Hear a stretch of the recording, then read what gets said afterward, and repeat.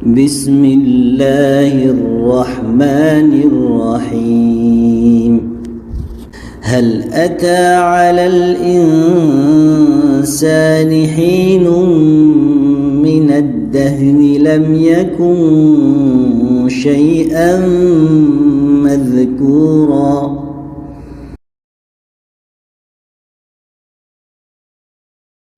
اتقوا الله لا تسأل جوجل. Ya, kita harus bertakwa kepada Allah Subhanahu wa taala. Jangan bertanya kepada Google. Allah amar bisu'al man. Allah Subhanahu wa taala memerintahkan kita untuk bertanya kepada siapa? Fas'alu ahla dzikr. Ya, kata Allah fas'alu ahla dzikr. Bertanyalah kepada ahli dzikir. Laisa Google. Bertanya kepada ulama bukan kepada Google.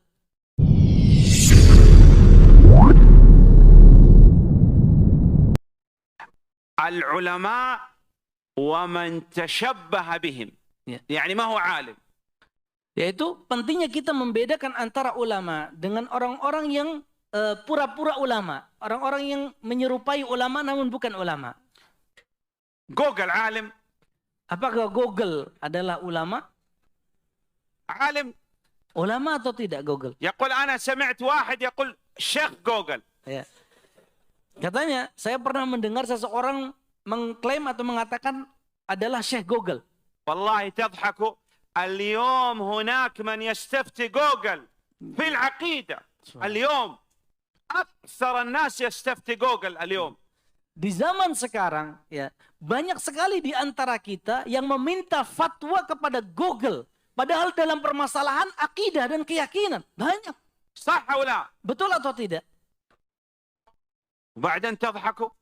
إذا عندنا اليوم كثير من الناس لا يعرف العالم ممن ليس بعالم بل ممكن كافر.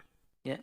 Dari sini kita tahu bahwa kebanyakan dari kita tidak bisa membedakan antara mana yang ulama dan mana yang bukan ulama. Bahkan terkadang sebagian orang meminta fatwa ternyata yang menjawab adalah orang kafir. لأن جوجل مثل ما تريد. كيف مثل ما تريد؟ Karena Google akan memberikan jawaban seperti yang kita inginkan. اسأل جوجل. Coba kita sekali tanya kepada Google. قول لجوجل الأدلة على أن إبليس ليس في النار. يقول نعم ويعطيك الأدلة. Contohnya misalkan, tulis di Google dalil-dalil yang menerangkan bahwa iblis bukan termasuk dari penghuni neraka. Google akan menjawab, siap. Ya, ternyata keluar semua dalil-dalilnya. نعم. تريد الربا حلال لا تكتب لجوجل حكم الربا خطأ. الناس يقولوا هذا. اكتب الأدلة على جواز أكل الربا يخرج لك أدلة. جوجل. Kalau kita tulis juga di Google tentang dalil-dalil yang menerangkan bolehnya memakan riba, Google pasti akan memberikan dalil-dalilnya secara lengkap. Jangan nulis apa hukum riba. Minta dalil-dalil yang menerangkan bolehnya riba, Google akan kasih juga. نعم. إذن لابد نعرف من هم العلماء ومن هم المتشبهين بهم.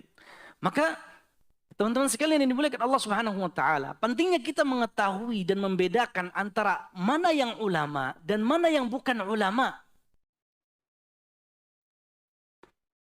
إذا مرضت. Apabila salah satu di antara kita sakit, ماذا تصنع؟ apa yang kita lakukan biasanya? تسأل جوجل؟ Apakah kita datang ke Google? لا. Tidak. يقول لا والله ما أسأل جوجل. Pasti jawaban kita tidak, demi Allah. Kita tidak akan bertanya kepada Google. في الدين تسأل جوجل وفي البدن لا تسأل جوجل. Giliran permasalahan agama kita tanya ke Google. Giliran sakit nanyanya nggak mau ke Google. حتى إذا ذهب إلى أحسن طبيب وكتب له الدواء هو يشتري الدواء ويفتح ويقرأ يتأكد 100% في الدواء. لكن في الدين قال أي واحد يفتيني وخلاص الحمد لله جوجل ولا غيره.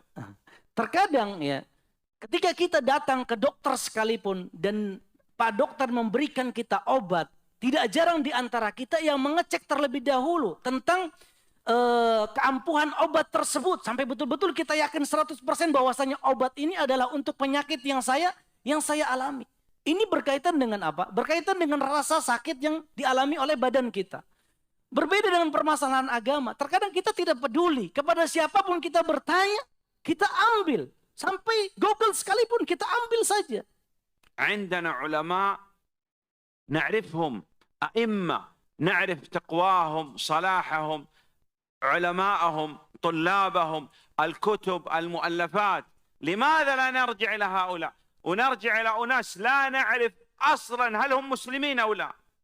Ya, kita ini ya harus mengetahui bahwa para ulama itu memiliki ciri-ciri dan tanda-tanda. Kita mengetahui ulama itu dari sisi ketakwaannya, dari sisi baiknya budi dan pekertinya, ya. Kita mengetahui seorang ulama dari karya-karya tulisnya, mengetahui seorang ulama dari guru-gurunya, mengetahui seorang ulama dilihat dari murid-muridnya. Kepada mereka harusnya kita bertanya tentang permasalahan agama kita, bukan kepada siapapun yang tidak jelas. Bahkan terkadang kita tidak mengetahui, ternyata pertanyaan kita tujukan kepada orang kafir. نعم. إذن الخامس. Kemudian prinsip yang kelima, ما tadi هو؟ apa?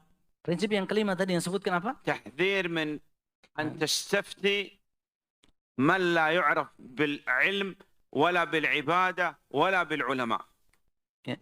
Yaitu berhati-hati dan berusaha untuk menjauhkan diri dari meminta fatwa kepada orang-orang yang tidak pernah diketahui dia adalah seorang penuntut ilmu, ya, bukan seorang ulama. السادس والأخير. Prinsip yang keenam, dan ini adalah prinsip yang terakhir. أن باب الاجتهاد مفتوح. إنا خلقنا الإنسان من نطفة أمشاج نبتليه فجعلناه سميعا بصيرا إنا هديناه السبيل إما شاكرا وإما كفورا.